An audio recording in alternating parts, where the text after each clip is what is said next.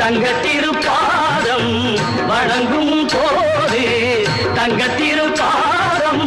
வணங்கும் போது பெறுகின்ற சுகத்திற்கு எல்லையேது பெறுகின்ற சுகத்திற்கு எல்லையேது சந்தனம் மணக்குது கற்பூரம் ஜொலிக்குது கந்தகிரி கோவில் வந்தால் நன்மையெல்லாம் நடக்குது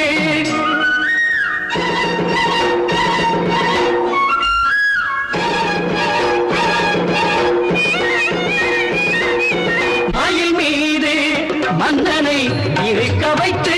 ஏழு ஸ்வரம் பாடும் கிங்கிணி சருங்கை கட்டி